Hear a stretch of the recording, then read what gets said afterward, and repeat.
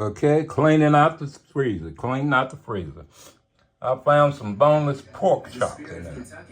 Yeah, fried them. Some Brussels sprouts was in there. Steamed them. Some black-eyed peas was in there with fields with some snaps.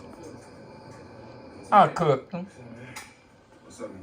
Got some whipped cream biscuits. I baked them. Gracious Lord in heaven, we are thankful for this food we're about to eat and receive, Lord.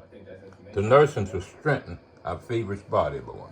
Thank you for providing such a bountiful meal. In Christ's name we pray. Amen. I'm going to have a little companion video for this one. But right now I'm going to say, Happy birthday, Ronald. Happy birthday, Ronald. Happy birthday